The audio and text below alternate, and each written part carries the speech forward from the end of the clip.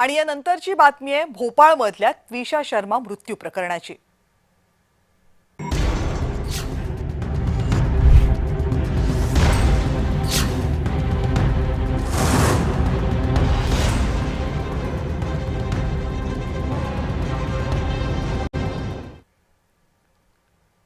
भोपाळमधल्या त्विषा शर्मा मृत्यू प्रकरणामध्ये दिवसागणक धक्कादायक माहिती समोर येते। एकेकाळी न्यायाधीश असलेल्या गिरीबाला सिंग आपल्या सुनेचा कसा छळ करत होता ते सीबीआयच्या तपासामध्ये समोर आले। गिरीबाला सिंग यांचा मुलगा समर्थ आणि त्विषाच्या लग्नानंतर काही महिन्यांनी त्विषाकडे 20 लाख रुपयांचे शेअर्स आहेत असं त्या मायलेकाला कळलं। खरं तर ते शेअर्स त्विषाच्या कमाईचे होते, त्यावर आणखी कुणाचा हक्क असण्याचं कारणही नव्हतं, पण तरीही त्विषाने ते शेअर्स आपल्या पती आणि सासूच्या नावावर करावेत यासाठी तिच्यावर दबाव आणला जात होता। सीबीआय मधल्या सूत्रांनी ही माहिती दिली आहे। त्विषा जेव्हा गर्भवती राहिली तेव्हा सुद्धा तिला टोमणे मारले जायचे। हे मूल आपलं नाही असं तिचा पती म्हणायचा आणि तिला मारहाण करायचा असाही आरोप घरच्यांनी केलाय। गिरीबाला सिंग यांना गुरुवारी अटक झाली। सीबीआयच्या कोठडीमध्ये त्यांची चौकशी सध्या सुरू आहे।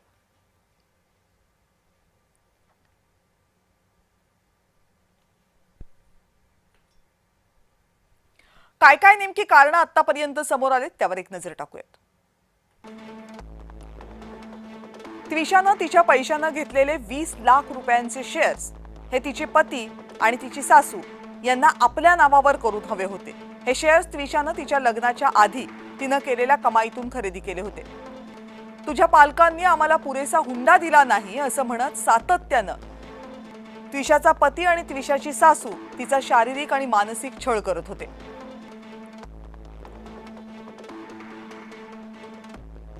लग्नाच्या खर्चावरून तिला बोलायचे, तुझ्या आई वडिलांनी लग्नात हवा तितका खर्च केला नाही त्यामुळे आमची नाचक्की झाली असाही दावा त्विषाची सासू आणि नवरा करायचे। त्विषा गर्भवती राहिली होती त्यावेळेस तुझ्या गर्भामधलं मूल हे माझं नाही, तू गर्भपात कर असंही म्हणत त्विषाचा नवरा सातत्याने त्विषाचा छळ करत होता। त्विषाला मारहाण केली जात होती, शिवीगाळ केली जात होती। अनेक कारणांवरून तिला तिचा पती वारंवार मारहाण करत होता, शिवीगाळ करत होता असा माहेरच्यांचा आरोप आहे।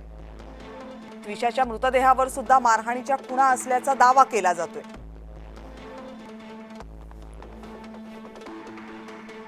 त्विषाच्या मृत्यू प्रकरणाचा तपास करताना सीबीआय अनेक अत्याधुनिक आणि काटेकोर पद्धतीचा अवलंब करते। कोर्टात जेव्हा केस उभी राहील तेव्हा बचाव पक्षाला कोणतीही त्रुटी काढण्याची संधी मिळू नये म्हणून विशेष खबरदारी घेतली जाते। सीबीआयचा टनेल व्ह्यू तपास सुरू आहे। या पद्धतीमध्ये सीबीआय त्विषाच्या मृत्यूच्या आधी शेवटच्या काही तासांचं एक आभासी मॉडेल तयार करते की नेमकं काय झालं असेल शेवटच्या काही तासांमध्ये।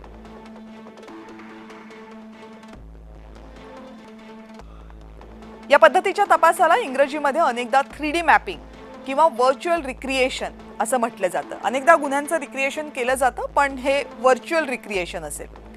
यामध्ये शेवटच्या 20 मिनिटांवर म्हणजे त्विषाचा मृत्यू होण्या अगोदरची जी 20 मिनिटं आहेत त्यावर विशेष भर दिला जातोय सीबीआय कडून। त्विषाच्या मृत्यूपूर्वी तिचं तिच्या आईशी सातत्याने फोनवर बोलणं सुरू होतं।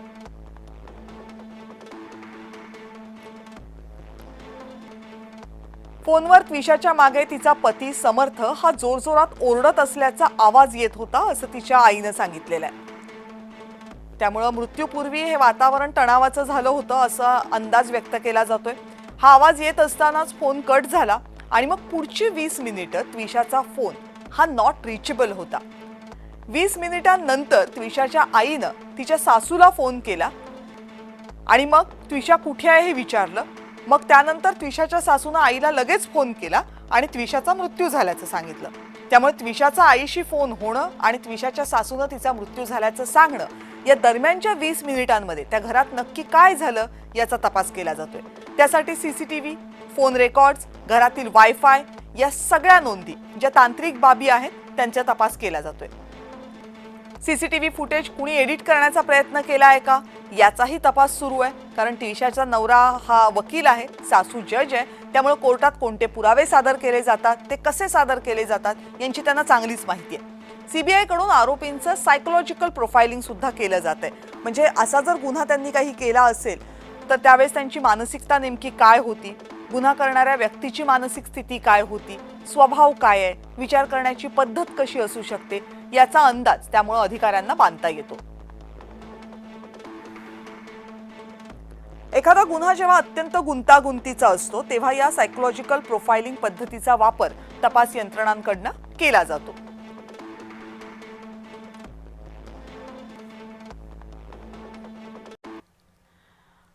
त्विषा शर्मासारखी प्रकरणं अजूनही आपल्या समाजामध्ये का घडतात याबद्दल आम्ही महिला हक्क कार्यकर्त्या डॉक्टर आशा मिरगे यांना विचारलं. काय म्हटलं त्यांनी बघूया.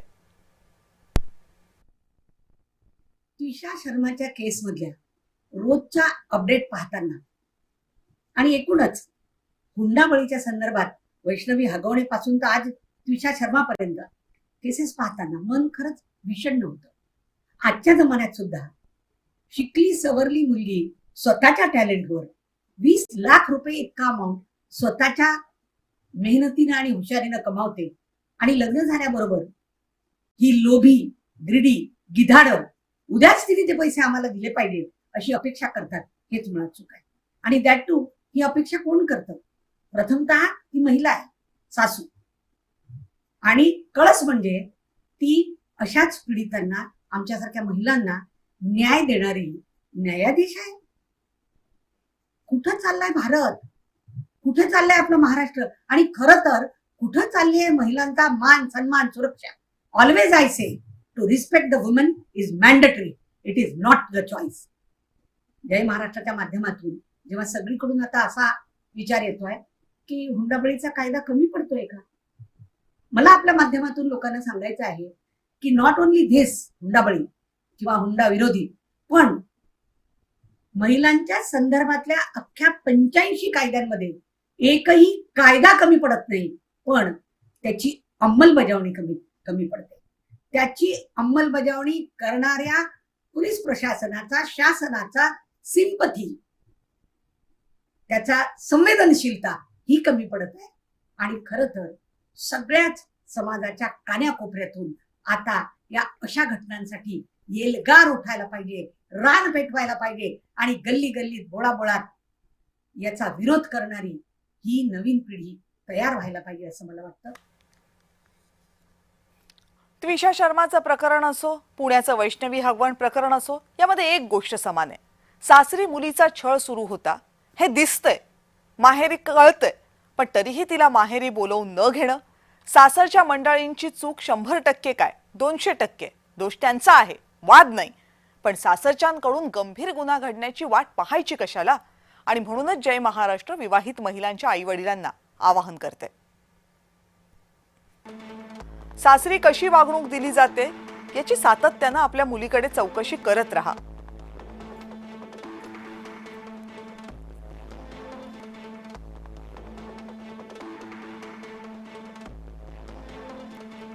काहीही झालं तरी माहेरी परत यायचं नाही असं आपल्या मुलींना कधीही सांगू नका.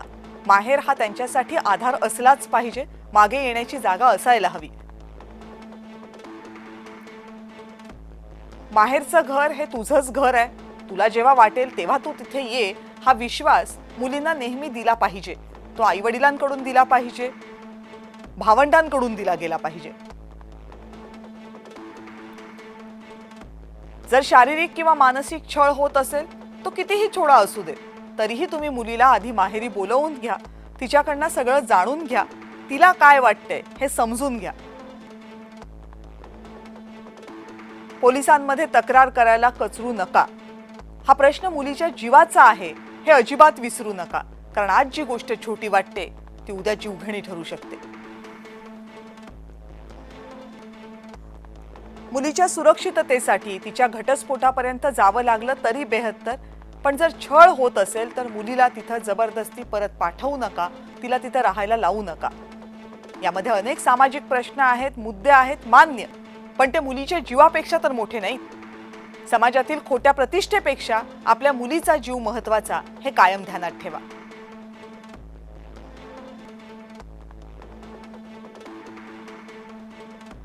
सासरचे छळ करत असतील तर तो दोष सासरच्या मंडळींचा आहे, लग्न करून दिलेल्या मुलीचा नाही, हे कायम प्राधान्यानंच लक्षात ठेवा. जावयाचा स्वभाव रागीटच आहे, तो कधीतरीच हिंस्र होतो, कधीतरीच हात उचलतो, ही कारणं नाही आहेत आणि ती मान्यही करू नका. कारण हात उचलणं हा गुन्हाच आहे.